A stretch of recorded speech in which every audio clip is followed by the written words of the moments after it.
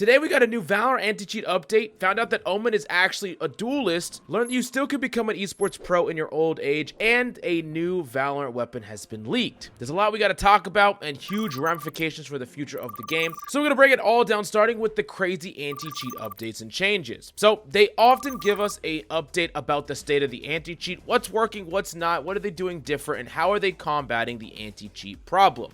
Now, they reference the anti-cheat arms race, which if you don't know, is the constant battle between people that are trying to cheat and people that are creating things to deny them cheating. It's not like you'll create one set system that will deal with every anti-cheat. It's a constant battle that requires constant attention and resources and money, because as long as there are people that are interested in your game, there are people that can benefit or profit from cheating in your game. That means that if you don't keep pouring resources into anti-cheat, they will eventually overtake you and win, and then cheating will be rampant. Now, in that ongoing battle, these are the big things that have happened. Bans have been stable, with most being preventative, making it so they're banning people before they're actually cheating in games because they're detecting cheats in their game system. They're finding that cheating developers have been using social media as an advertising tool to try to get new customers. And this is something that has been growing and growing, but it's been super popular for as long as I can remember. I mean, you would always see little cheating adverts on TikTok, or people like live streaming cheating on TikTok and trying to get people to buy their cheats, and the majority of these would be scams. They wouldn't actually be real cheats. You would just lose all your money, but you know what? If you're buying cheats, you freaking deserve it. I'm sorry. Now, they've also been addressing new methods of cheating that have been popping up and building proprietary technology through Vanguard to mitigate the effectiveness of these cheats. As you can see from this graph, the bans by type, the bans in large part from system detection and hardware and manual bans have all been up as of March 2022. And as someone that constantly grinds a lot of other FPS games, I'm going to tell you that Riot is on the ball with this anti-cheat, and the fact that they're transparent about giving us all this information. It's just a dub all around, if I'm being honest. Now, wall hacks is technically a form of cheating, but what if I told you that you could get wall hacks while actually being good at the game? If you want to climb through a simplified process, let's introduce you to our brand new wall hacks course. And no, we're not telling you to actually cheat, but if you learn every common position that players like to play on every single map and how they like to reposition throughout the rounds, you can essentially track players through walls. It might seem complicated, but it's actually super simple to remember with a couple of easy tricks that our coaches have put together through their years of experience. If you want to become a game sense god, all you need is the right tools, which are available for you at SkillCapped. And if you don't believe us, we have a rank improvement guarantee, so if you don't climb, you don't pay. Check it out right now down below. Now, in something very surprising over the week, we found out that Omen is legit a duelist. And this all started with the revamped roster of Sentinels in the Africa TV Valorant League. And this is one that's super competitive with a lot of top teams reforming their rosters. And Sentinels is a very fan favorite team with notable players like Zekin, TenZ, and Saucy. But they have revamped their roster, adding a new IGL, John Cutie, and Zelsis, who's a fan favorite, one of my personal favorite pro players. And they all put this team together. And this team was a team that wasn't expected to perform particularly well, and especially when they saw TenZ consistently being put on the controller role, the Omen role, when he's notoriously a duelist jet player. They're throwing him on this role, and no one really knew what to expect. But what happened was Sentinels stormed through the competition, rolling and smoking everybody, and a lot of this was due to TenZ's insane performance on Omen, playing him like a goddamn duelist. TenZ was absolutely fragging, and he wasn't just playing a traditional Omen lurker style role. He was legitimately entering in, going in, aggressively teleporting, and trying to find these picks and take these duels. And at first, it seemed very, very strange. Like, this obviously doesn't work. This is obviously a meme strategy. TenZ is doing something that doesn't make any sense at all, and it's only working because he's great mechanically. But as we started to break it down more and more, and people started to take note of just how strong this strategy could be. Someone in the comment section of one of their matches, Scoob's FPS, said this, quote, "Most of us would have nothing to say about a double duelist comp and one player freely entering. However, even in a double smokes comp, we still see an Omen as quote unquote too valuable to simply dive. But aside from how long the TP takes, it's really not that much different from TenZ simply Yoru TPing in double duelist. Once he has thrown those smokes and maybe the blind, there's really no reason for him to not just send it. Omen is not a post-plant agent, and he's better served on site creating time for a Sova, Killjoy, or Viper. Basically, it makes sense the way Sen are playing. We haven't really seen it often throughout the Val's history, but it makes sense. And I actually think this is a really interesting way to think about the game, because oftentimes players will overvalue agents, saying they're for a very specific thing or they should only be played in a certain way. If you play too risky and die, you risk giving up all that really important utility. But then on the same composition, they swap out one character for another and allow that character to just full send it and die and not even care. It seems like there's a huge disconnect, and if that's the case, then you might as well play a double controller setup, use the controller to create the advantage in the beginning with all the utility, and then utilize it to try to create an opening in a very similar way that TenZ is doing with Omen. And I actually imagine that this style will be incorporated more and more. It looks very promising and very powerful, and Sentinels with their rebuilt roster utilize this strategy a lot to dominate really great teams. So I'm really looking forward to seeing how the meta of this develops over time. Let me know how you feel about it down below. Now, a lot of people want to know how age ties into pro play, but for players in Valorant franchising, which is the highest level of Valorant Pro, these are the average player age per team. At the very top, Bleed has 25.3 as their average age, and all the way at the bottom, we have Furia at 19. This is a pretty large spectrum, but pretty much most teams are within that small pocket. And while it's rather interesting that there are actually some teams that have above 24, 23 as their average age, which is actually pretty old in the gaming world for a lot of games, I still think that Valorant has a lot of room to move, especially because Valorant is so young. The average age is going to rise, and a lot of these players are still going to be very top competitors. As esports is more legitimized, people are allowed to focus on esports a lot more. And while some people will actually talk about reaction decline that comes with age, it's actually so much less than you would imagine, and this is the same reason why many top athletes in traditional sports are still dominant into their 30s and 40s, and it seems like that falls off the cliff in esports. This in large part has to do with the fact that esports hasn't been as legitimate of a career as traditional sports for quite some time, but that is of course changing year by year, and as Valorant gets older as well, I would imagine that the average age of these teams become more and more. Not to mention, not every single player needs to be the cracked out neon zoomer that flies in and clicks every head. There's always going to be a role for that, but there is also going to be people that are going to be more seasoned in their decision making, more patient, and focusing more on utility use. And let's not forget there's players like Hiko before he retired that put up record-shattering numbers, and he was just about 30. So there's actually a lot of potential for people to become pros later in life, or later than normal. It's not like there's a small window around 16, 17, 18 anymore. You have a much longer window, but if you're 26 like me and just getting started, perhaps you should do something else like consecration or something.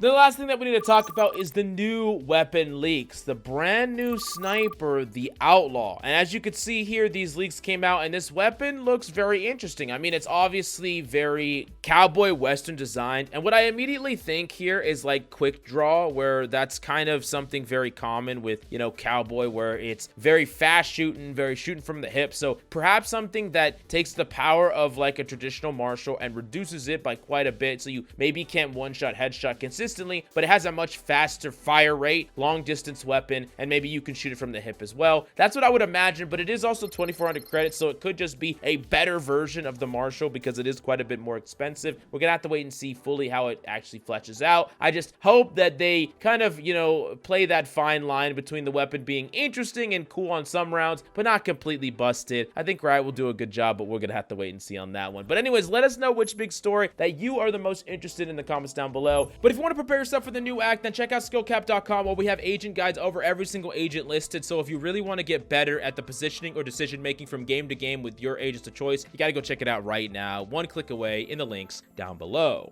Thank you so much, and we'll see you next time.